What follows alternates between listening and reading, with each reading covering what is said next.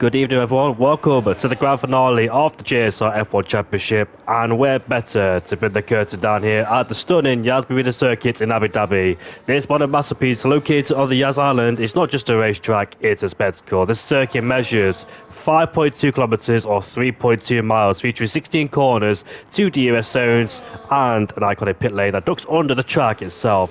Since it debuted in 2009, Yas Marina has been the scene of championship heartbreak, legendary defensive drives like Sergio Perez and Lewis Hamilton, and some of the most intense finales in the F1 esports history and Formula One itself. But tonight, the spotlight is even brighter because the championship is still wide open, the title is on the line, and the pressure doesn't get any higher than this. Championship leader Veg Oak holds the cards with 148 points, but breathing down his neck is his closest rival, which is Fireblaze, with just 18 points drift behind. Robbie Jacobs is not racing tonight, which means Alpine's hopes fall severely on Fireblaze's shoulders. Can he deliver the pressure and snatch the crown in the final race? However, further behind, Milan Langer sits fourth in the championship with 112 points, and while the title might be out of his reach, he'll be desperate to end the season on a high and maybe spoil the party for those ahead who are fighting for the championship. Amos Kick and also Hetakas, both from Aston Martin, have quietly positioned themselves inside the top 5 and the top 6 with 105 and 100 points respectively. With a strong team strategy tonight, they could leapfrog into the final podium places in the standings. We also can't forget about Stefan in the Red Bull, now 7th with 83 points, continue to rise after a strong second half of the season, whilst Amos Misha slipping into 8th remains a constant threat. It's important to note that 3 key figures tonight, Robbie Jacobs, Rabening and Kevin Zumberg, would not be here tonight on the grid tonight. Unfortunately, this reshapes the narrative. It removes the support from Alpine and McLaren and opens the door for others to capitalise in both the Drivers and Constructors Championship. And speaking of teams, the Constructors battle is just explosive. Alpine leads, but with Robbie's absence, Red Bull and Aston Martin sit 41 points behind Aston Veg and Stefan in play. Aston Martin is just 61 points behind, with both drivers on form and with big point hits like a major incident, anything could happen. So let's see then what happens as Friedrichs goes towards the top of the timing sheets with a 21.7 there, so a decent up time already there from the McLaren driver, as there's only 10 people here tonight. Hatakas goes into P2 in at the Aston Martin. Stefan follows behind as well in the Red Bull. But yes, Veg Oak has got the championship in his hands. All he needs to do is try and bring it home and make no mistakes whatsoever, because he's taken the championship lead a long time ago, and he's controlled it ever since with his fantastic results as well. Taking victory after victory, keeping it consistent as well. It was supposed to be Robbie Jacobs versus Benj Oak, but unfortunately Robbie Jacobs won't be here tonight, as there was only 6 points separated them in the championship.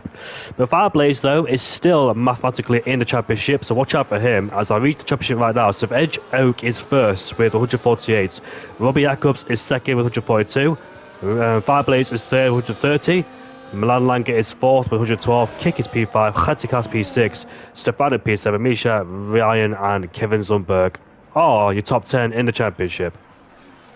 But it's the battle between the midfield as well, between Milan Langer, Amos Kick and Hatikas, only separated by a few points as well, so not much in it separating those guys there, as we ride on board with Milan Langer, who has invalidated on his flying lap as he rounds off the final corner, starting a new lap as he goes down in towards turn 1. And let's see how he takes it as we head down towards the first corner, clipping the apex, going out wide of the exit, but a bit too wide for Milan, but still keeps it within the white lines there. I dare say not, but just on the edge for Milan Langer as we head down towards turn 3 we go. Let's see how he does here, turn 5 sorry, as we flip the car in. Look at that massive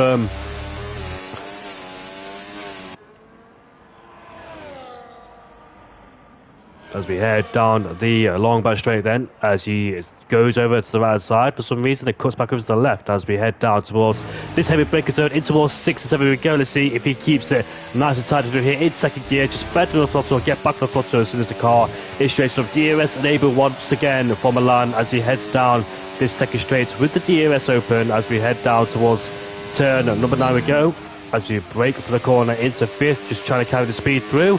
It down to 4th, the back of the power immediately exit the corner at turn 9 as we head down towards this tricky part of the track, down to the gears once again into 3rd, as there's a massive lock up on the inside. Through 13, through 14 we go. This left-hander way can be very difficult, especially on the exit there, but we've seen many people before in the validate on the exit of turn 14 and also hit the wall there too, which is very easy to do. As Milan crosses the line, he goes up into P6 just behind Sasha Hood in the Alpine and Fireblaze as well in P4. So let's see then if Alpine can take the crown towards the top of the time sheet. Then AMS Kick is currently in towards turn 6 and turn 7. So let's see how he does then, as now he exits the corner with DRS wide open for the Aston Martin driver, headed down in towards turn number 9 we go. Of course, this track has been modified in the past as it has promoted some decent racing as well. So let's see then, as the exit turn 9 we go. Headed down in towards 11. On the brakes, coming through turn 13 and turn 14. Nicely done there. Into 4th gear now on the exit, just being very careful with the wall on the outside. Through the final few corners we go, the ERS has been deployed as we now round the final corner. He goes up into P3 with a 22.0. So behind his teammate Khatikas, and it's very weird to see those two in the same team as well. Champ, the Belgian driver in the Kick Sauber, is currently on a flying lap as well. So let's see how he does on his flying lap as we make our way down this long straight then, as we now head through turn 6 and turn 7 we go. Of course, Champ, in the Kick Sauber, currently 13th in the championship, hasn't scored inside the top 5 for quite a while since the last race at the Bahrain Grand Prix. So the Champ has been struggling this season. It's a 53.0 as he flicks it in towards turn 9. He goes then back to the throttle immediately as he goes a bit wide at the corner, but still keeps it within the track limits, which is very important here tonight as well, keeping it within the boundaries of the white lines as we head through turn 13 and turn 14 in 3rd gear we go.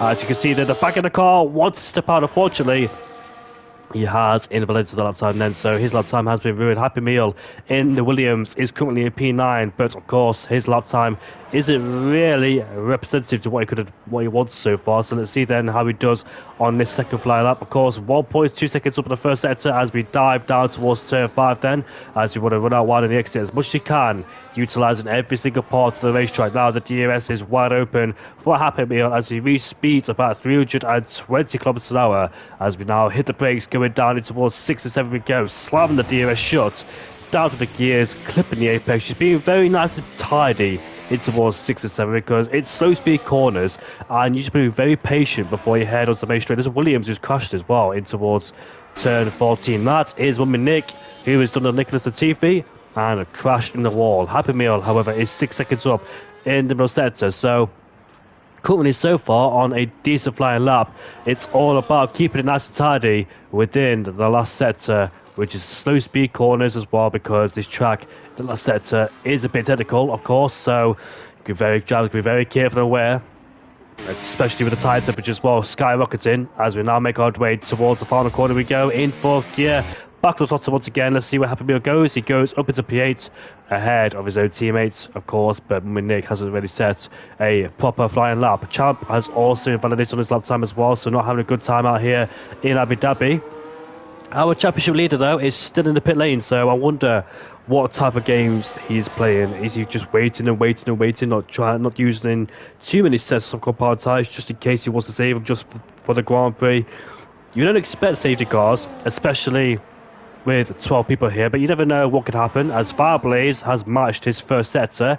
As we see the Dutchman progress down towards turn 9, he is up by 700ths of a second is Fireblaze, but of course nowhere in the range of the top 4, so he's improving on his own lap time. His teammates right behind him too, going to the first sector with a 17.3, and he's currently a 10th and a bit up. But let's watch on board with Fireblaze to see how he does throughout the whole lap then. In this last sector we go, as just on the exit there, easily done of course in the runoff area, particularly in turn 14, and unfortunately he has invalidated the lap time. Now Stefan is down the first sector by a few hundreds as we now have the DRS wide open for the Red Bull driver. And let's see then if he's up or down in the middle sector as we've now crossed the intermediate split. It's going to be a 52.5 and he's down by 0.3 of a second then. So this lap is not shaping up to be a good one. Khatikas and also Finn Hertz have also, both of them, have backed out of their flying lap there. So it seems on their second or third lap times, people are starting to make mistakes as Sasha Hood is currently on his flying lap in the Alpine as he heads through turn 13 and turn 14 in 4th gear, just trying to balance the throttle there as he just wants to nurse the throttle as we now head towards 13 and 14. We go 14, 15, sorry, or 16 as we head to the final corner. Here he is towards the line. He goes up into P3, and that is a good lap time there from the Alpine driver. I'm pretty sure he'll be happy with that one indeed. Of course, this track has got 16 corners, 9 to the left, 7 to the right. It can be very difficult, especially in the last sector as well. This track has been heavily modified as well. 5.2 kilometers, 3.2 miles. It's now a faster track because I remember the old lap times used to be around the 30s, didn't they? But I can't exactly remember what the lap times used to be. But of course, this track, which was first introduced back in 2009, the first ever race where Lewis Hamilton top pole, but it was Sebastian Vettel who won the Grand Prix after chasing down Jenson Button, trying to win the championship. I think Button secured the championship in the last race, which was Brazil. But of course, Abu Dhabi is now known for the last race of the season, and I'm pretty sure many drivers or many fans are not really happy with that because Brazil, of course, is usually the season ender, but Abu Dhabi, ever since he came in, has took over since then. Of course, this race starts in daylight and finishes under the floodlights, the only race of the calendar with this format as well, as of course it's in the marina setting, featuring a sunny backdrop with a luxury marina and a hotel that the track passes under, which is right here where Milan Langer is on his outlap. Sasha Hood we just saw across the line to go up into P3. Let's see what other people can do on the circuit as Milan makes his way out of the final corner, and let's see what lap time he can set. My voice is going, apologies. There we go, just a clear voice, and let's see then how Milan Langer does. I know he hasn't really had good success around here recently because he got stuck in the pit lane, didn't he, behind a Kick Sauber, and his funny TikTok video where he started screaming in Dutch, I thought it was really funny. But Milan is up at the first sector by 0.2 of a second then. So this is his brand new set of soft power tyres, but the car seems a bit wobbly out of turn 5 there. So a loss of rear end stability for Milan, which might affect him all the way down the straight, because if you have a compromised exit at turn 5, it will affect you all the way down the straight, then losing time constantly. As we now hit the brakes again in towards 6th and 7th, we go into our second gear, building up to the gears and the throttle with the DRS wide open once again for the McLaren driver as he used the batteries. Well, be very careful in terms of using your battery here because, of course, you've got the two long back straights. But at the same time, if you lose battery in the final set, it will lose you a lot of time. So it's all about utilising your battery at the right time, managing your battery and knowing when to use it as well. As Milan then dives in towards these slow speed corners, it's all about just being patient as well, trying to carry the speed through without even losing the car or invalidating. As we now head towards 15 and 16, we go through this double right-hander. Let's see what the McLaren driver can do as he makes his way towards the line. He goes up into P6 behind Stefan. And let's see then if anybody else out there is improving. Majority of drivers are in the pit lane just waiting, as we haven't really seen much action so far in this qualifying. It has been quite quiet as Veg Oak is starting potentially down in 12th place. There is 3 minutes left to go in this session. I don't think Veg Oak is going to qualify as well, so I don't think it has big implications for his championship. At the same time, starts down in 12th place, making your way through the field, especially at high competition.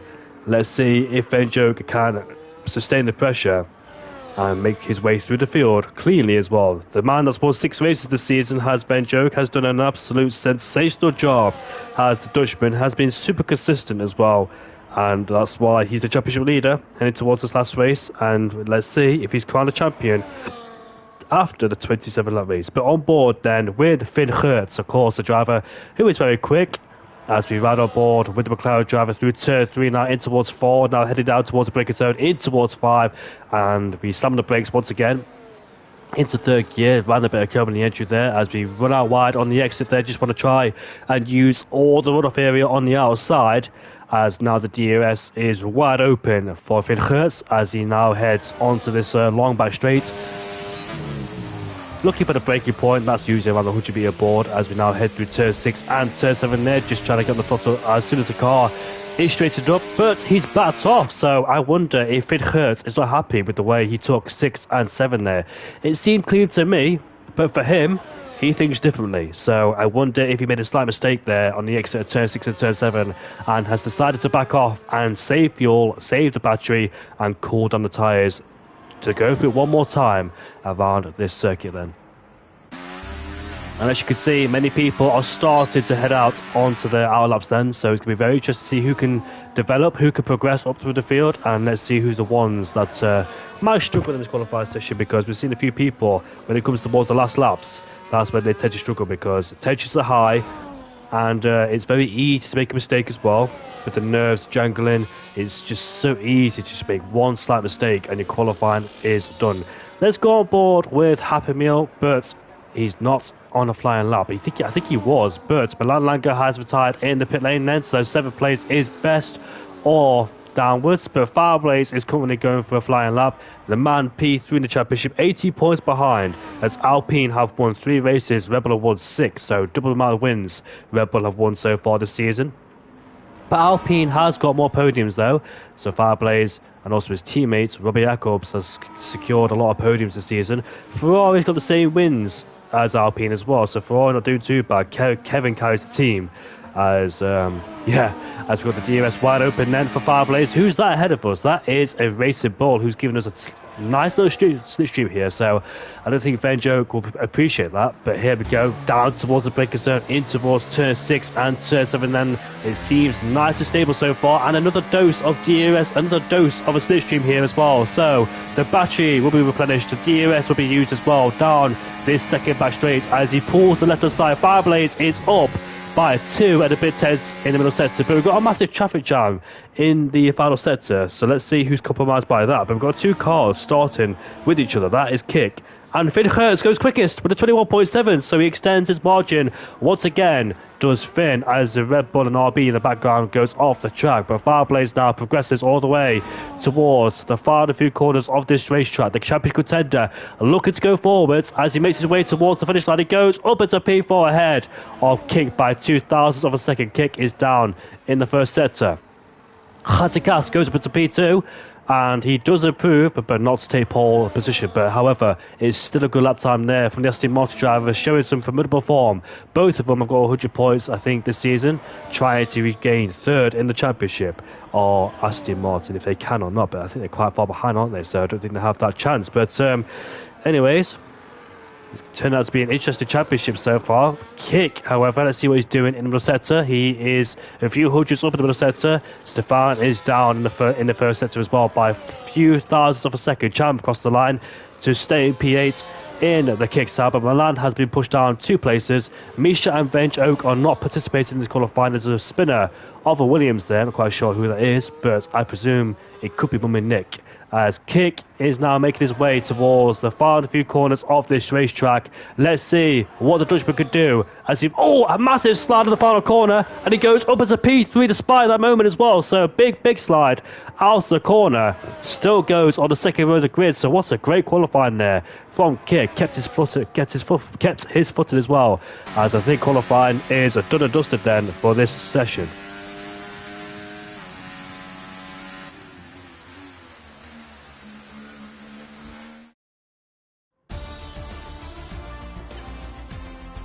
We know that Kick is chased after Milan Langer in the championship. Could that be possible? But the championship leader of Venjoke starts down in last place then, so he has got a challenge to mount on his shoulders. It's going to be a big challenge, isn't it, from all the way back towards 12th place to try.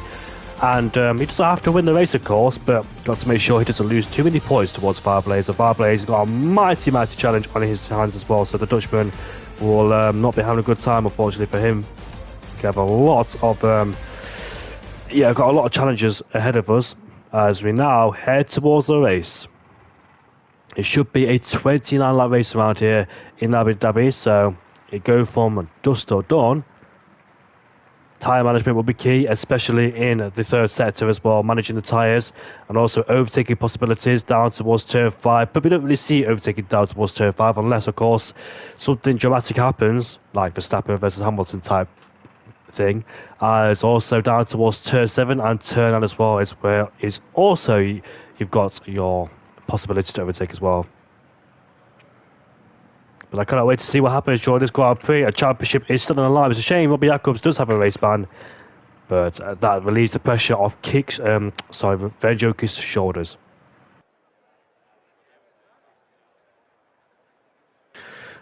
The light's about to go away shortly. I'm not quite sure if there's a formation lap or not, so I'm going to stay just in case there is a formation lap and I don't want to embarrass myself.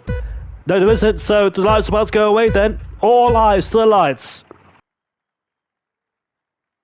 It is foot to the floor, and we go racing here for the final race in Abu Dhabi, and Finn Hurst gets a mega start, but here comes the Aston Martin on the inside, he bails out of it, but the Alpine in the background goes a bit deep, he's got off the track, he does go off the track, and the Red Bull gets ahead of Fireblaze as we now climb towards turn 3 and turn 4. Milan Langer gets ahead of Happy Meal, puts his McLaren back into P7, as we watch these drivers then head down towards turn 5, as we can see a few people jostling for position there, switching lines as we head down towards the break, and so we go. The Williams on the outside, barely in space given Happy Meal versus Milan Langer as we now head out turn 5 on the first two batch straights. But here comes the Aston Martin of Khatakas. Is he willing to take the lead immediately as we head down towards 6 and 7 we go? There's the RB looking to go up the inside in towards 6 and 7. That's Misha versus Happy Meal. Now Happy Meal's under pressure from Sasha Hood, or Misha, sorry, behind him. And Langer can pull away and try to settle down into a rhythm. So every single driver on the mini compound tyres so far in this Grand Prix has been a clean start from everybody, as you expect, with about 12 people in this session then.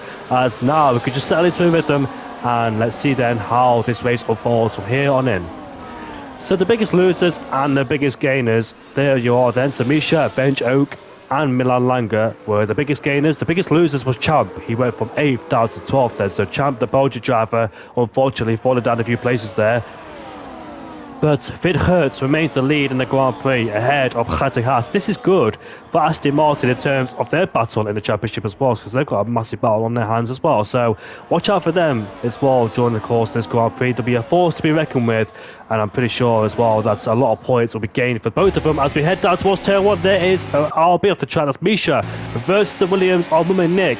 But Misha overtakes him around the outside, but Mummy Nick is still there on the inside as we head down towards turn 5 again. Williams has the advantage headed down towards turn 5, but the DRS has been broken. So Benjoke in P9 has lost the DRS immediately towards Happy Meal, and that's not good news, because usually in the first stint it's all about getting to a rhythm, all about settling down that DRS train.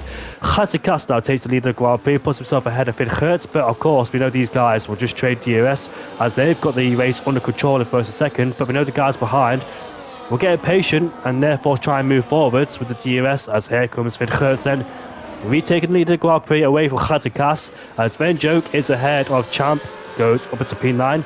But the massive problem now, Benjoke, for him, he has lost the DRS pack, he's lost the group is pulled away. The closest gap next to him is 1.9 seconds away from Happy Meal, so that's the biggest problem that Benjoke has so far. So with him breaking DRS early in the Grand Prix, it's going to be so difficult to get these guys, to get him in DRS range with these guys, because obviously these guys will just pull each other along in that DRS train, and there's absolutely no hope for Benjoke to try and catch up and get in that DRS train. So now Kick in third place sets the fastest of the Grand Prix as we now head up to lap 3 out of 29 we go. It is Finn who leads this race ahead of Khatakas. Kick is in P3, Sasha Hood in P4 ahead of Stefan, and Fireblaze in the Alpine. Milan Langer is P7. Happy Meal is losing the DRS towards Milan as well, so be very careful not to lose that DRS, because it's so important as well not to get detached away from this train. As we now watch Khatakas all of the back of Finn Hertz as they go wheel to wheel on the straight. You can see the McLaren driver has no DRS. Will the other Aston Martin get him? Nope, he won't. He stays behind for the time being then. Not want to take a move. I thought for 1 second he'll make it Aston Martin 1-2, because the Aston Martins will have the advantage in first and second place, and therefore control this Grand Prix. Try and keep the guys behind as well and move forward during the Grand Prix, work together. But McLaren's still there in P2, doing a good job to hold his own so far in this race. Benjoke gets back ahead of F1 champ, and so he unfortunately is stuck there in that little gaggle of cars. Happy Meal is 1.4 seconds away, so the Williams driver has booked the DRS immediately as we see that Kick switching lines in towards 13 or 14 there, has clearly got more confidence in the corners in comparison towards Finn Hertz there, putting him under massive pressure. But the Aston Martin, with a good haul of points, could find themselves catapulting up the order.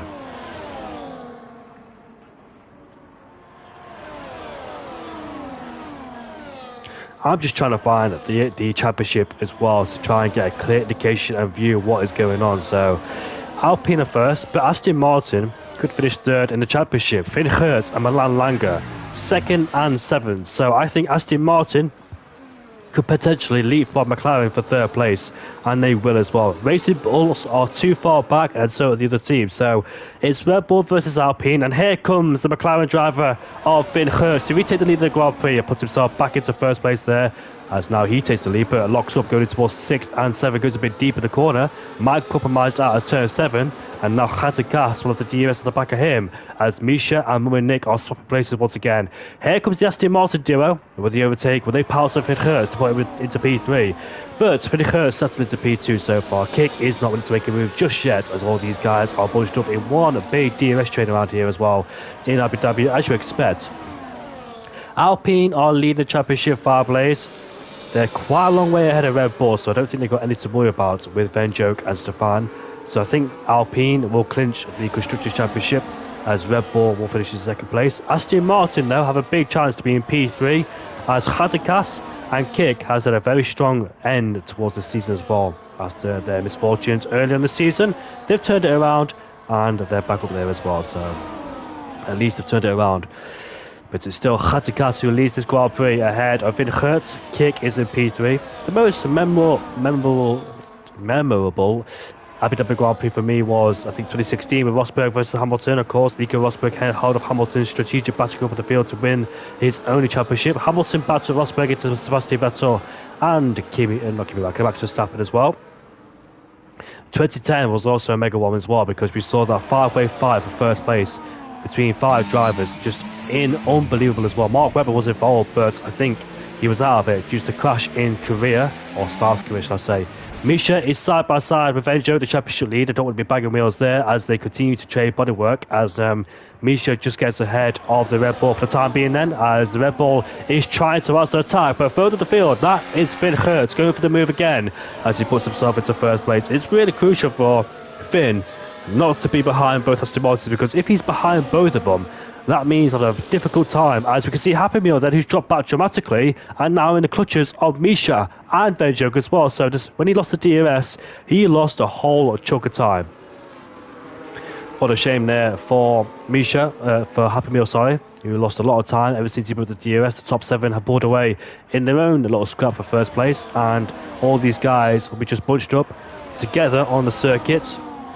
As we head down in towards turn 1 then, it is Finn Hurst who still leads the Grand Prix, as Venjoke has got a 10-second time penalty for speed in the pit lane. That's the hard compound tyres. That is an early undercut. Is that to clear the dirty air of the drivers ahead, try and get some clean air and overcut the rest of them? That is a very early pit stop indeed. Maybe trying to get himself back in that DRS train, because pits onto hard compound tyres will gain a massive advantage with the undercut. Being in clean air, being on better tyres, as Hazikas does get himself back into first place. However, if you don't know, the undercut is absolutely powerful around here, because I had a race where I was stuck in the DRS train. I got spun out and I pitted early and still got ahead of the DRS train, even though I was way out of it. As Kick is right alongside Finn Hurst then, as we head down in towards turn 9 we go. Can the Aston Martin take advantage? There's a Williams who's spun out turn 7. That is Havermeal, unfortunately dropping down the order then, so quite a sad meal for him. And he is well out of contention then, dropping into P11. Mummy Nick is inside the top 10 as we continue riding on board with these drivers, getting so close, so intense, as all the drivers then, I think it's all about reacting to each other as well, seeing what other people are doing, as Finn Hurst trying to keep one Aston Martin behind, but trying to overtake the other. It's all about strategy here as well, placing yourself in the right place at the right time. I think Finn Hurst and Hazikas have got the advantage in first and second place, but there's a spinner as well. Champ has spun. Nope. I thought for 1 second somebody went for a spin, but maybe a slight mishap or slight problem there. But that seems like problem is evaporated very quickly. But here we go down in towards turn 5 then. Oh, the Alpine locking up his rear brakes there. I thought he hit the back of the Aston Martin kick, but he didn't. He just lost it all by himself. The leading cars navigating these laps as well, as we see the McLaren driver pulls to the left-hand side as he puts himself into first place, back ahead of Hazikas. I'm surprised though, when Finn Hurst is under pressure, that Kick doesn't go for it as well. He stays there with P3, being quite passive during the Grand Prix. I thought he'd be a bit more aggressive and go for the move, because Aston Martin, if they're first and second, they can keep control of this Grand Prix. They can keep swapping DRS and try and keep the guys behind at bay as well. So But Aston Martin Kick is not able to get forwards ahead of Finn Hertz. Finn Hertz somehow is staying in P2 with Kick all over the back of him as well. But this is so interesting so far in the Grand Prix with all the top 7 in this fight. Of course, we've still got the Constructors' Championship on the line as well. So Vejoke pitted, he's up into P8, but remember he does have that 10-second penalty, which may be removed. I'm not quite sure, but I think he's too far away for an undercut on the guys ahead. Just a bit too far ahead, these guys are. They'll gain a bit of time, of course, on those hardcore powered tyres, but when these guys go on the hardcore powered tyres, to be much fresher, much better, and therefore be hunting him down towards the end of the Grand Prix if he does do the undercut. But we'll see if that happens or not. As we watch these drivers then exit turn 5, it is Hazikas in the lead of the Grand Prix with Finn Hertz on the back of him with the DRS wide open. Finn has done a mega job to keep one Aston Martin at bay and over to the other. I think Finn Hertz is reacting towards Kick, making sure he doesn't overtake him and therefore be stuck behind both Aston Martins and not have a chance of moving forward. So I think Finn is playing his cards right here, trying to keep one Aston Martin at bay and use the other for DRS. That's a very good strategy play indeed for Finn, but it's high pressure because you've got to be on high alert. You've got to anticipate as well. You've got to be very coordinated in terms of your attacks and defence, and anticipate what the driver behind is going to do as well. But Kick seems got a decent exit at turn 9, but of course 2 tyres go side by side through there. Nico Rosberg literally launched over the main car to K back in 2012 when he hit the back of the HRT. After the HRT had to stay in problems as well. But Milan Langer in this group has pitted himself for 3 second penalty in this Grand Prix. That's going to be detrimental towards his race as he's currently last in his DRS train. Here we go, out of the final corner we go then. It is time to go down towards turn 1. So I had to respond to a phone call.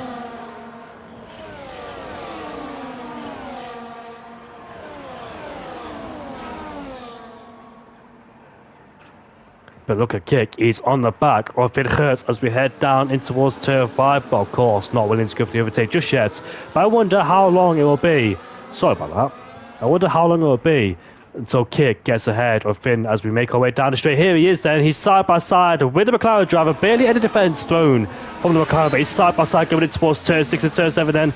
Kick on the inside as the McLaren driver goes a bit wide in towards 6 and 7, might compromise him in towards 7 as the DRS being able for Sasha Hood. I'm surprised that Finn didn't really defend that much against the Aston Martins. As we see now, he's under massive pressure from Stefan right behind, or Sasha Hood, sorry, right behind him. As we dive in towards the banking and towards turn 9 we go.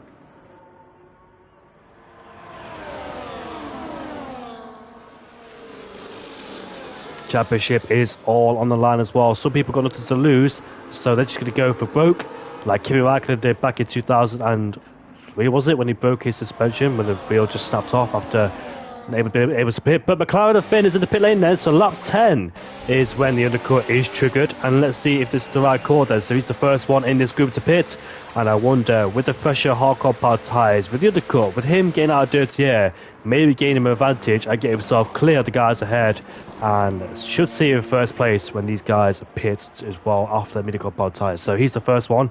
This will cause a chain reaction. This is now the talk of what the Grand Prix. The strategies are starting to come to play. Let's see who's got the best strategy around here. Is it too early to pit? Is it the right time to pit? It's just about the right time to pit in the Grand Prix, so let's see if it pays dividends for him or not. But the Aston Martin drivers then, not swapping places. They're staying in first and second there.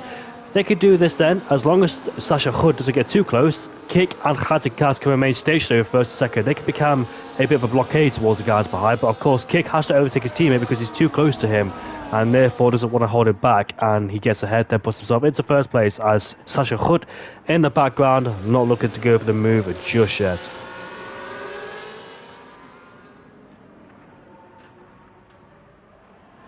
So I wonder if these guys are going to pit towards the end of the Grand Prix.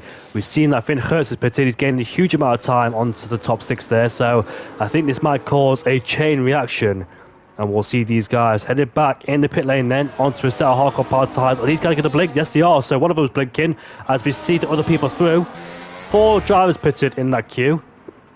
And we'll see, where does Finn rejoin in comparison towards these guys? He should ideally get the undercut on a brand new set of hardcore powered tyres. Veg Oak is not too far behind as well, so I wonder when these guys head up the pit lane, and they should be in their spots. I wonder if Joke might get the DRS train of the guys ahead. So Milan's in the pit lane too on the hardcore power tyres. The top two of Khatikas and Sasha Hood have stayed out there. There's the guys under the tunnel as we see Finn Hurst take P3 away. He does get ahead. The undercut has worked to his perfection as there's Joke. He might slot in towards this battle as Misha gets himself a 3-second penalty, but Finn Hurst has just rejoined ahead of Kick, just rejoined in front of him by 0.2 of a second. However, we see the top two of Sasha Hood right behind Khatikas, but I think these two will not fight too much because they don't want to lose too much time and therefore be overcutted massively by the guys behind as well. If Fireblaze wants to win this championship, he's still mathematically in it, but he needs to win and he needs Revenge Oak to try and DNF, but that's going to be unlikely due to the performances that Venge Oak has put in this season. Has been absolutely incredible. 6 wins this season I think Venge Oak has got, and his consistency, his form, his rhythm has been superior throughout this season as well. Bahrain, it says Miami here, quite sure why it says Miami, but anyways, we're heading into the pit lane. Oh, he almost lost it, did Sasha Hood, as we head in the pit lane then. The top two are off the mini-cup power tyres to go on the hardcore power tyres to take towards the end of the Grand Prix. I'm not quite sure why it says Miami in my stats or whatever it is, so just ignore that. But I'm not quite sure what that race was where Veg Oak won. It could have been the Australian Grand Prix. Got mixed up with Miami for some reason because it doesn't say Australia in my fact sheet. So yeah, a bit of mixed up there between yeah, I think it is. Yeah, it was Australia. So Miami and Australia got mixed up in the results. But anyways, these guys are exiting the pit lane. Where is Sasha Hood? He rejoins in a P6, is he?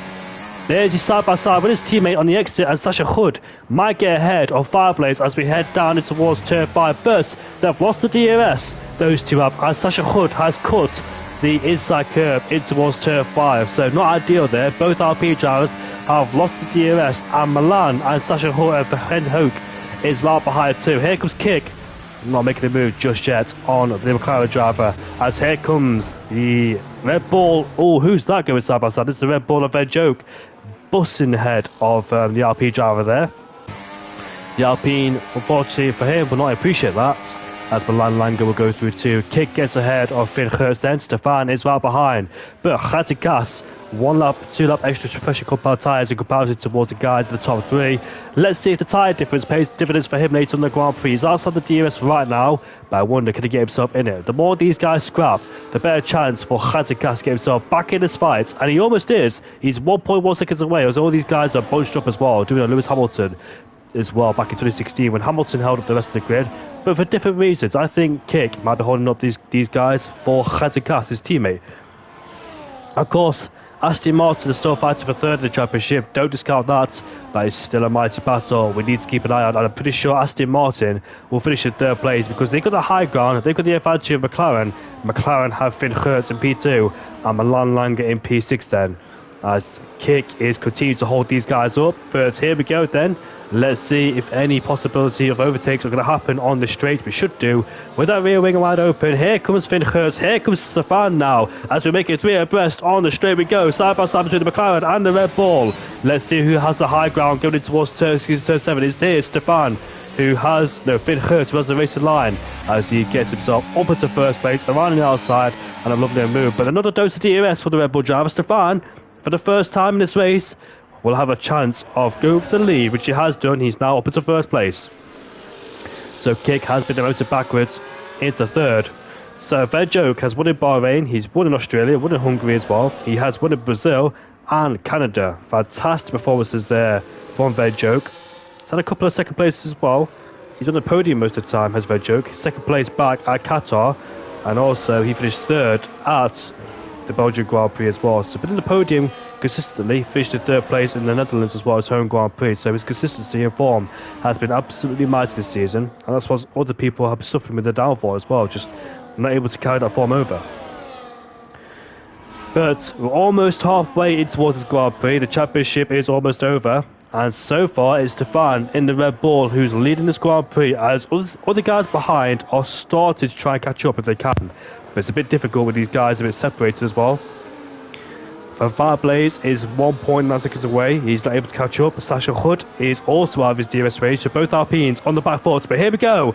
On the long back straight once again. McLaren's under massive pressure as the Red Bull gets swamped on the straight. Might be overtaken by 3 drivers. Contact between the Red Bull and Aston Martin as we head down towards 6 and 7 there, as Stefan's getting bumped left, right and centre. And now Stefan is wheel to wheel now with the Red Bull driver again as we head down towards turn 9 we go. And Fireblaze needs to win whilst French Oak needs to DNF basically. That's the only way Fireblaze can win the championship, but in all honesty, the championship will go to Veg Oak unless something dramatic happens. But I don't think it will, unless of course we see safety cars, etc. We see a few people playing mind games. We see contact between Red Bulls and Aston Martins, because there's also a constructor championship fight as well. Veg Oak, 8 podiums in total. His form has been qualifying, dominant, and he's fast in straight, decisive in strategy. If Fire wins, Veg Oak needs P6, or Fire needs P2 and fast up a Veg Oak. Let me read the rest of the comment out for you. You see, this is my first time here. Well, it's my second time actually. My live stream is like my live stream is still going because it says it's ended. I really hope my live stream is still going. Let me just check, because I thought it said it just ended. Nope, it's still going thankfully. So 80-point gap and Veg Oak no points. Yeah, I agree as well. So here comes the Aston Martin duo once again as we now head on the back straight towards turn 6 and turn 7 in the braking zone, but no moves being made yet so far. The guys behind, unfortunately, are getting detached from this train. The gap keeps increasing between Fireblaze and Stefan. The gap is 2.5 seconds now. And here comes Kick on the back of the McLaren driver as we find ourselves once again in the same scenario in the first stint, as we see Kick around the outside in towards turn number 9. And that's before the corner as well. Sasha Hood is right behind Fireblaze. Unfortunately for Fireblaze, his pace was not strong enough to stay in contention to the top 4. The top 4 streak away now in their own personal private battle. Veg Oak is on the back of this battle as well, so he's caught up, but on all the tyres of course, because he was one of the first people to pit in this Grand Prix to do the undercut. But unfortunately, it hasn't worked out for him so far in P8. Veg Oak, occasional midfield qualifier, but in the races, gets the podiums. He's won 6 times as well, dominant in qualifying and racecraft. Fast in the straights, decisive overtakes. Sasha Hood gets a 3-second tablet. Kevin Zumberg, 3 wins, Las Vegas, China and Belgium, 6 podiums in total. A peaky driver, either dominant or outside the podium. That's incredible indeed. As here comes the McLaren driver, and here comes the Aston Martin Khatikas, because we go 3 abreast in towards the straight we go. Sorry about that. As we head down towards turn 6, and it hurts. There's no way. Oh, what's going on there? For Kick, that was a very odd mistake indeed. Very bizarre. There's contact between those two there. What on earth happened to Kick? He just looked like he lost his rear brakes there.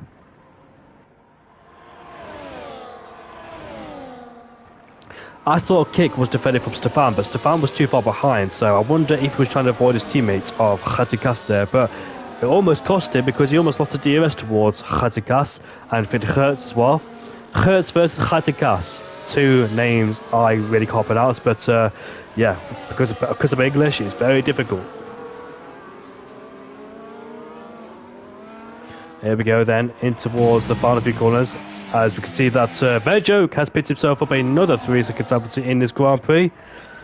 But I don't think he'll care too much about that one, knowing he's become the championship. As long as he don't DNF and do anything stupid, he should be okay. Because Fireblaze ideally needs 2nd place actually. So yeah, Fireblaze in no man's land in P6, as he's well outside the DRS range of Stefan and Kick and Co. But it must be said, Alpine have got 3 wins this season, 30 podiums. Robbie Jacobs is the backbone of the team. Fireblaze adds support. It's the same with Red Bull. And here comes Khatikas on Finn Hertz. Red Bull dominated by Veg Oak, and Stefan is supported with the points as well. And Aston Martin, they've picked up 2 podiums this season, no wins. Could this be a big chance to win the Grand Prix for Aston Martin? They're ahead of McLaren in the championship, but Aston Martin have got no wins at all. Maybe this is a big chance for them, especially with 2 cars inside the top 3. It's the same with McLaren. McLaren have got no wins either, so that's very strange. I thought Ryan Benink would have had a win or 2, but he hasn't. He's had 8. McLaren have had 8 podiums. Aston Martin have had 2, but somehow they had a McLaren in the championship, so I'm not quite sure how that checks out. But anyways, that is very interesting in terms of the championship. Maybe towards the second half of the season, Aston Martin has the advantage, just a slight advantage, but Khatikas, our kick, sets the Verstappen Grand Prix. But I'm quite surprised that Aston Martin ahead of McLaren, especially with the lack of podiums as well. So that tells you that consistency is key.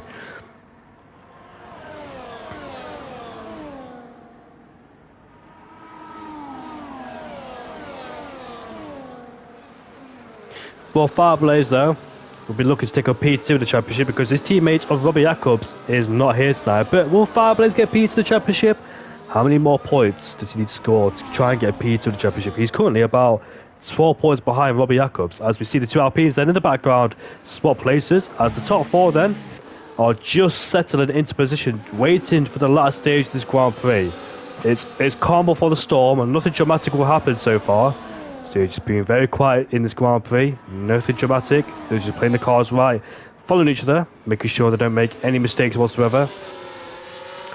The pressure, the mistakes have got to be an absolute minimum for these guys. High pressure, high intensity situation here around Abu Dhabi.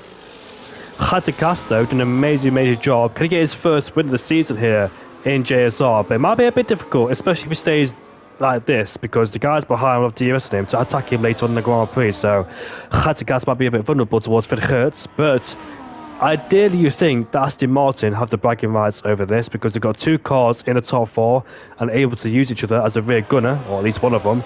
Try and get a 1-2 if they can, but Finn Hertz, we know, will never settle for P2. He is an absolute incredible driver, is McLaren driver Finn Hertz. Of course, on PC, I think I'm allowed to mention this, but of course he used to race in SDN as well. It's about a temperament under pressure. Who will blink first in this four-way fight for first place between these guys? Khatikas, Finn Hertz, Kick and Stefan. It is going to be a mega showdown, but Finn Hertz is just waiting in the background there, knowing he doesn't have to make the move just yet. He's just keeping his cool, making sure he doesn't make any silly mistakes. Keeping ahead of Kick is the main important thing for him, and using the back of the DRS for Khatikas as well. The sun is setting on Yas Marina. It's not just the Drivers' Championship that's on the line, it's the Constructors' Championship as well. Ferocious battle between all these guys.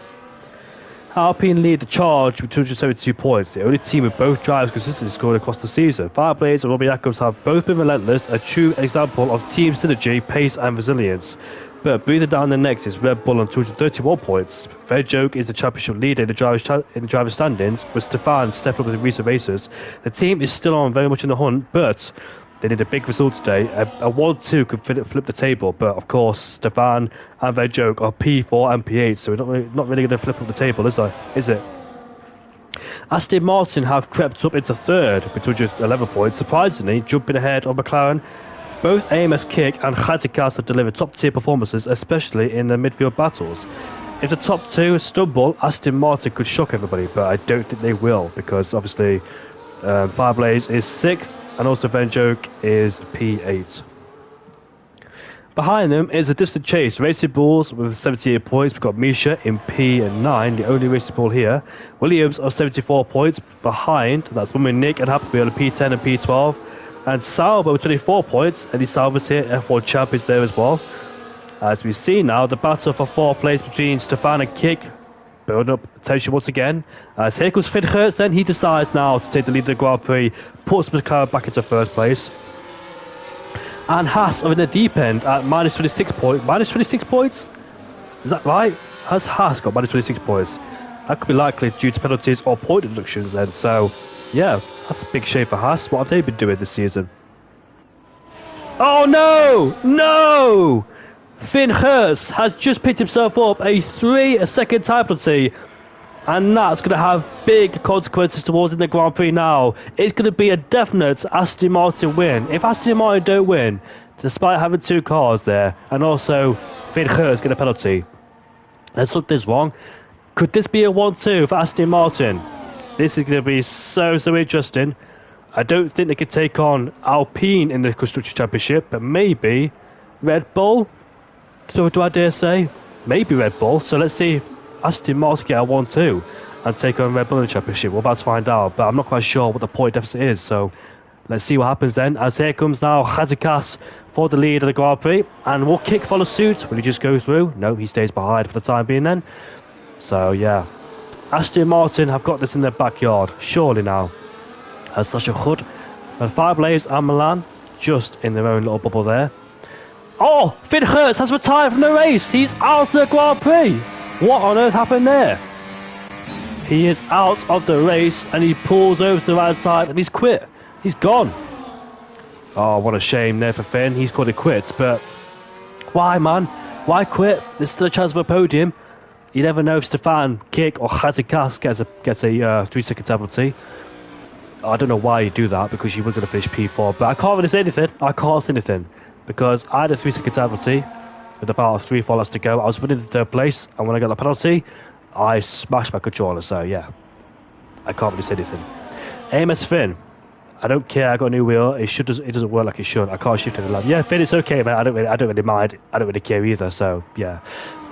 Well done today on your efforts. I know it's been a hard race for you, but yeah, well done today, mate. Keep it up for the next upcoming season.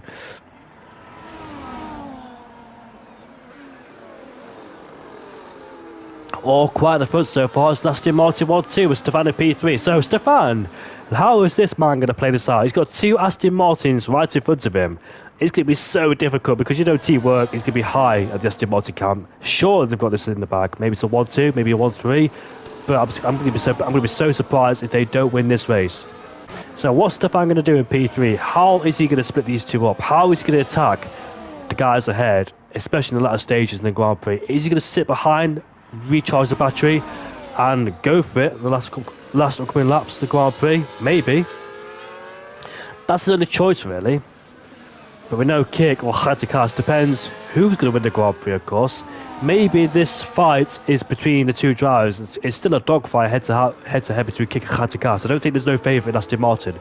They're fighting for the Constructors' Championship, really, aren't they? So not much to gain in the Drivers' Championship, but I wonder if these two are free to race. And just going to say, yeah, I think these two are going to free to race and try and get their first win of the season. Let's see if Kick and Hazikas can do, because neither of these two this season have got a win. So maybe, I don't think Stefan has either. So Stefan, Kick and Hazikas haven't got a win this season, so there could be a new winner here, depending which one of these three will be. But so far, the upper hand on the high ground goes towards the Aston Martin duo. I wonder how Stefan is going to try and separate those two. It's going to be so difficult. Now, what's he going to do? How is he going to get ahead of these two? He's fighting with one hand tied behind his back, essentially. And what's going on between Champ there? Not quite sure what happened there between him. Mummy Nick is behind Misha. So I think Misha could have been the one that had a mishap out of turn 1. And he's defending there from the Williams driver as both Alpines once again swap places in no man's land. Fireblaze will finish in P4 regardless, because Sasha Hood and Milan Langer do have a 3-second penalty, so there's no way that they can get ahead of Fireblaze.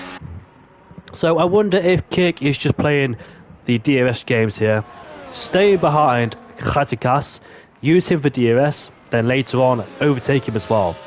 But Hazikas got to watch out for Stefan as well, because Aston Martin, they want to end their season on a high. They've got a few podiums this season, only 2 podiums from Aston Martin so far, so they want to end the season on a high. Norman, Nick and Misha swap places once again for P8 and P9. There they are in the Williams and the Racing Bull. Of course, Racing Bull in a fight with Williams, in fact, in the championship by 4 points separate those two. So they are in a constructors' battle between those two teams. Racing Bull based in Imola, or Faenza, sorry, and Mum and Nick based in Brackley. Not Brackley, I can't remember where Williams is based, but it's definitely in the UK for sure. I should know that, especially as a Brit myself.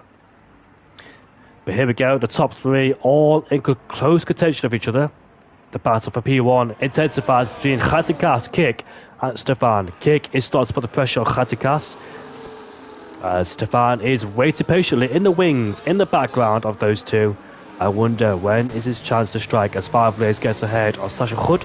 There is 5 laps left to go to conclude the season, but we don't know who's going to win the Grand Prix.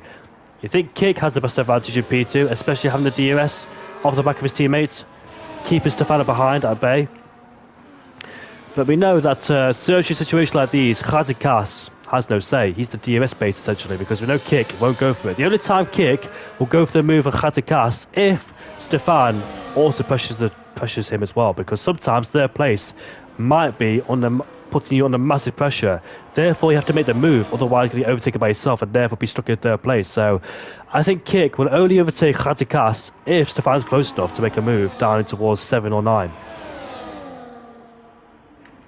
But Stefan's got to force the pressure somehow on the top 2. Save the battery and try and attack later on in the Grand Prix as well. I think the best bet for him is just try and stay close behind as much as you can in the last few laps. Try and regenerate the battery, try and focus on the good exits, and try and separate at least one of them. Maybe P2 is best for Stefan, but I think P1 is a bit of a stretch here, because we know about Aston Martins will do everything they can to keep it behind. Here we go then. I think Stefan's forced the move. As we head down towards turn 6, we can see that Kick flashing the lights at the back of the car, indicating that he's saving battery, halves his energy. As Fireblaze once again gets ahead of his own team, and Milan Langer is stuck in P6 there. Bit of a stale race there, unfortunately, for Milan Langer in P6. As we see the top 2 then close together in contention once again, as Stefan lurking in the background but not able to make a move anywhere. It must be so frustrating as a driver. In fact, I know it's frustrating because I've been in these situations before where you're stuck in that DRS train, even when there's only 2 drivers in front of you, you're stuck in P3, not able to move. Plus the teammates as well, so they're both communicating, are Khatikas and a Kick. But both of them doing a mega job so far to play the teamwork, work together in harmony. But I wonder, there's a retirement on the track. Is that Misha? He is out of the Grand. What's happened there? How on earth have you done that? No idea how Misha's done that. But anyways, he is out of the Grand Prix. And we're down to 10 places, or 10 cars on the track then to conclude this race.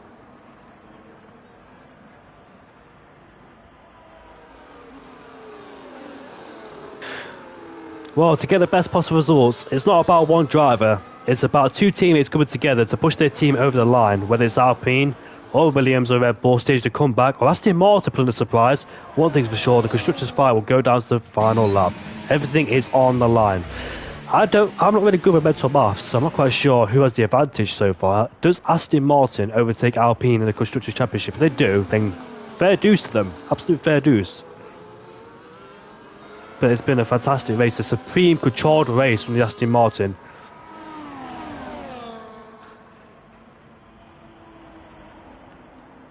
As we see the 2 Alpines then get close together once again on the circuit.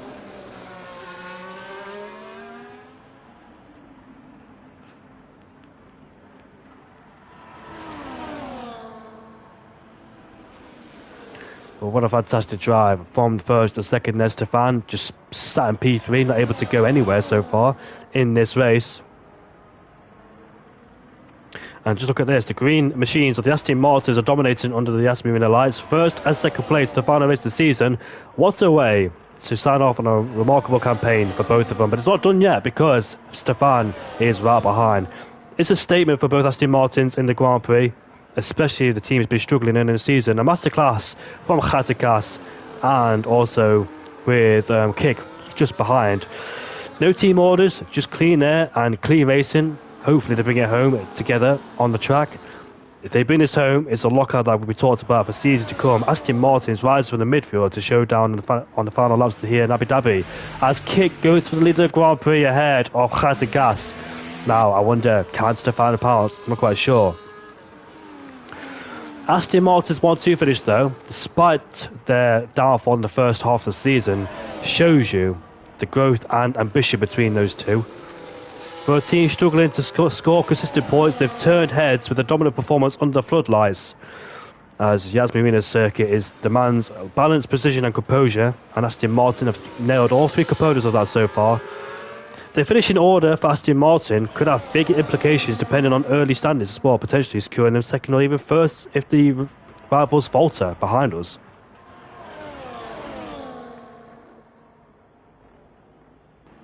But so far, it is the Plusman up to the Grand Prix then, and Khatikas is in the lead of the Grand Prix. But that won't be the best place to be, especially with the DRS zones coming up very shortly as well. So I wonder how the order will be. And look at Kick there, getting a massive slide. So maybe Khatikas may have the advantage as Kick once again makes a very bizarre mistake, it must be said.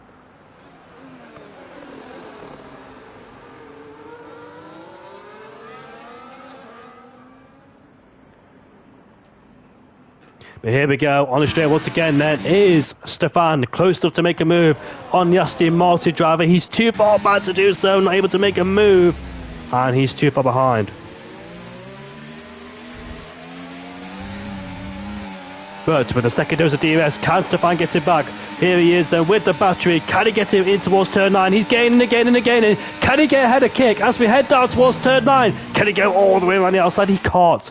Kick defends that, and that could be the seal of the deal there for Khatikas to get his first win. The floodlights are on, the tension's rising, and it's Aston Martin pacing Abu Dhabi Green tonight. A commanding 1-2 in this race. Khatikas lead and Kick, delivering an absolutely flawless performance so far. Behind them, Red Bull are holding on to third place with Stefan in P3. But their second cars down in P7 is not the finish they would have hoped for. It's not dominance, it's damage control from the reigning champions. Meanwhile, Alpine out of nowhere, delivering a massive punch in the midfield. P4 and P5 for both drivers, the wheels off the cars tonight. You can definitely feel the confidence of those two, Fairblades and Sasha Hood with 4th and 5th place. It's shaped up to be one of the most unpredictable finales we've seen so far. Constructors' points are on the line, reputations too. And for Aston Martin, this could be the statement finish they've dreamed of in the final 2 races of the season. It's Khatikas who leads Kick. Stefan is right behind. DRS is enabled. The battery will be used all on this straight here. Let's see what the order is like going down in towards turn 6. Are Aston Martin going to fight? Or are they going to hold position there? Because these two are still searching for their first win of the season. But which one of these two will it go to?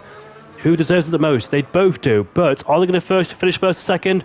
Let's find out right now. Here is Kick then. Use the battery as we head down in towards turn 9. Khatikas goes offensive. No, he doesn't. Kick does not go for the move. He stays behind. That's definitely team orders there for both of them. They want to make sure they get a 1-2. Try and get as many points as they can as Milan Langer gets ahead as Fireblazer drop down. There he is. 3 abreast in towards turn 9 we go. No moves being made. Milan goes a bit deep in the corner as Fireblaze or Sasha Hood is right behind there. Bit of contact between those two.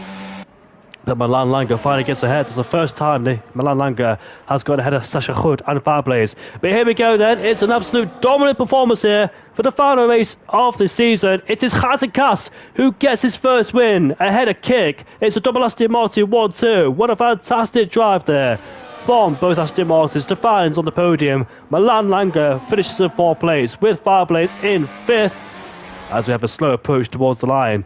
But here we are. Robbie Jacobs was the champion last season, but this time round, Verjoke with 6 wins under his belt, 8 podiums. It is Verjoke who wins the championship here in Abu Dhabi. What a fantastic drive from Verjoke, who gets his first championship.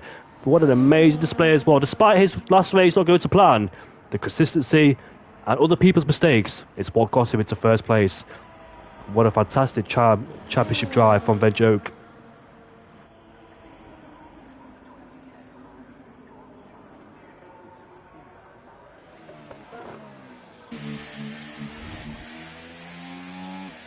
And that was across the line, your JSR World Champion. Under the lights of Yasmin Arena, it's a season full of twists, pressure and precision. It's Verjoke who stands tall, calm when it counted, bold when it mattered. A true champion's drive tonight. He didn't just race, he rose. He fought his way through the calendar, and when it delivered. Take a bow, Verjoke. That's your name in the history books. And what a fantastic race for him. Even though the last race of the season did not go to plan, he still delivered, and he finished ahead of Fireblaze in the championship. The season ends in Abu Dhabi. We've got new winners, we've got new people on the podium, and we've got the Aston Martin 1-2. And that will conclude JSR. Understood now, with Verjoke securing the championship, the final race in Abu Dhabi now carries confirmation rather than contention for the driver's title. The outcome is finished now.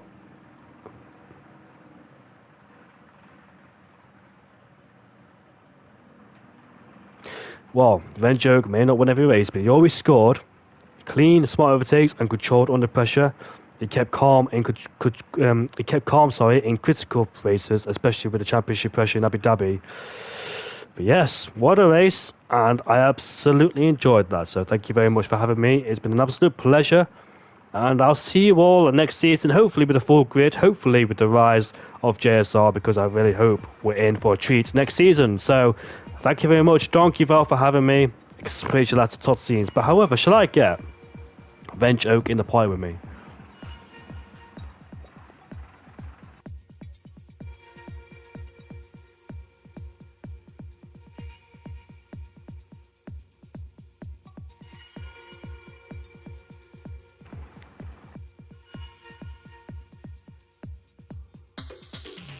I have invited Bench Oak in the pie with me.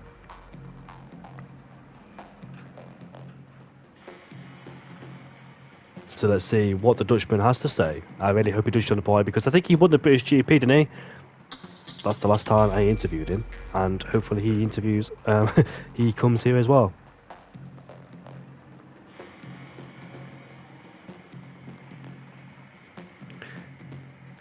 I just DM'd him. I can't find him in the messages. I DM'd him about a few minutes ago. It'd be nice to speak to Ben Joke. I know Khatikas doesn't want to, have a podium interview this season.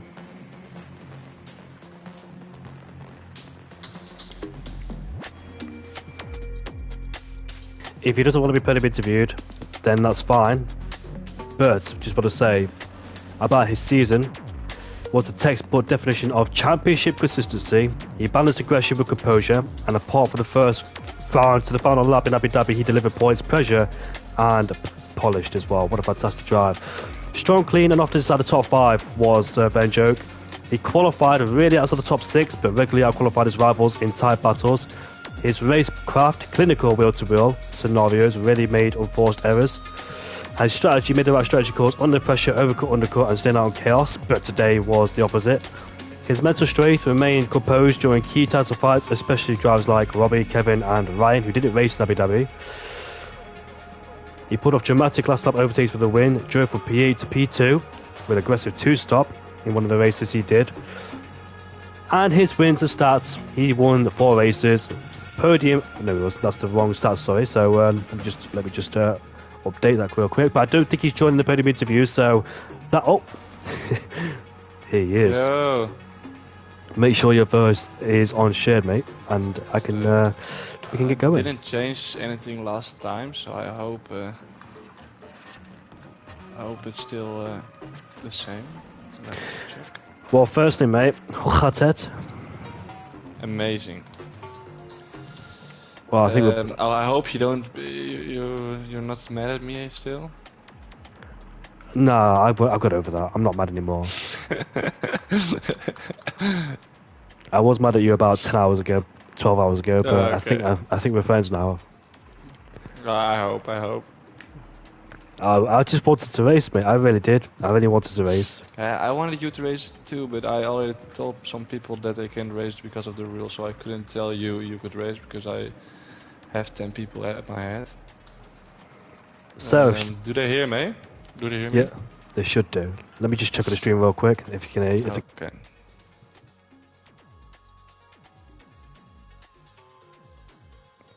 Yep, they hear you, mate. So let's get going, shall we? I know I've only been here for about 2 races, the British GP and the Abu Dhabi Grand Prix, but hopefully I'll be here next season. I didn't have a lot of... bring me good luck. Yeah. The last one I won in Great Britain, and this one I won the championship, so it's good that you're in there next season. Well, your consistency has been absolutely formidable this season because you finished points in nearly every race as well. You really got involved in incidents of stupid reports.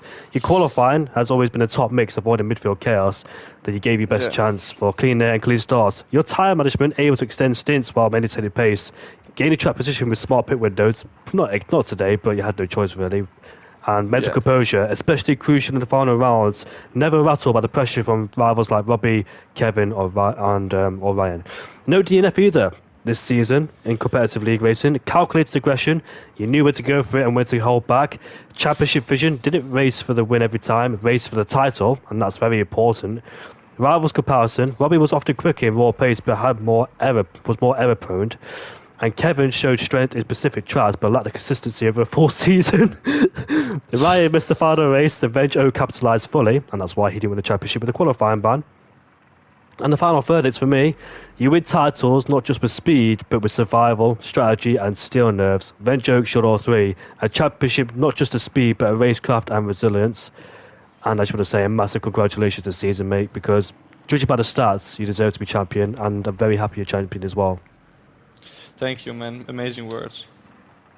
You're welcome, mate. And talk us through, because like I mentioned, your consistency has been absolutely fantastic this season. No DNFs. So is your mindset very, very strong when it comes to championships? Because I know a lot of people, when they get involved in incidents, they like to give up easily. But is your mindset thinking, oh, let me try and score as many points as I can, which might help me in the championship later on, which it did? Yeah, I just never quit. There are a lot of guys way faster than me on this game, but I think I'm just really consistent and yeah, don't crash, what you say, and no DNFs. But yeah, you need to get some wins, and I did 3 times, but for the rest of the season I wasn't even on the podium. So I think consistency is really key, and take your moments for the wins, and that's all you need. Because I know early season you focused on scoring points, but others chased the glory and had more wins than you. Then mid-season surge, you capitalised on rivals' inconsistencies, and then 3 consecutive podiums that flipped the standings. Then the final rounds, you held your nerve while rivals dropped off and missed races like Kevin, Robbie, and Ryan. And Abu Dhabi, you didn't even need a win, just a smart, clean finish, which you did. Still delivered a performance worthy of a champion. And your racecraft has been absolutely amazing as well. Your psychological edge, it was amazing as well, because you made low mistakes, like your low error rate was very good. No spins, lockups, or track limit violations, barely. Composed under DRS pressure, really rattled when the cars were behind you were faster. Kept calm on the title fight, especially as others missed races or took unnecessary risks. But yeah, you did a fantastic job today. And yeah, well done the championship, mate. Once again. Thank you. How was the race in the front with Stefan and the Aston Martins? Very good, actually.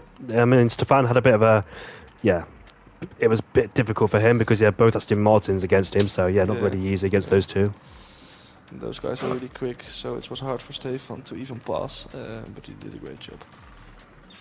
And maybe there are some penalties, you never know. I heard something about Kick pushing him off, Geert Kaas probably maybe crossing a pit entry, so we're waiting. Maybe we can change something, we will wait what the FIA is going to say, but still P3 is amazing for him. Great teammate, every point that I have is also with help from him. Well done today, mate. An absolute fantastic one. And your main key moments as well, back in Monza, late overtaking towards turn 1, bold, decisive. Silverstone managed in the tyre management, extended hard stint, and still finished home to finish the top 5. You went with the chaos in P2 after chaos in Eau Rouge, and Abu Dhabi control pace, no drama, championships finished. So yeah, that's how you win championships. It's not about winning every single race. It's about fighting for the championship and try and get as many points as you can into it. Of course. And I know I've not been here the whole time, mate, but it's been an absolute pleasure talking to you again, despite our early drama. Yeah, it's going to be an amazing season with you next season, so no doubt. Yeah, thank you for having me as well, Venjoke, and we'll see what happens next season, mate. And now you won the championship. If you want to race next season, I can let it make that happen. We'll see, mate. We'll see. Depends if I'm good or not next season. We will see. I hope you're good. Want to see you at the front. Thank you, mate. Appreciate it. Would be nice. I see you. I speak to you in the ever. I hope.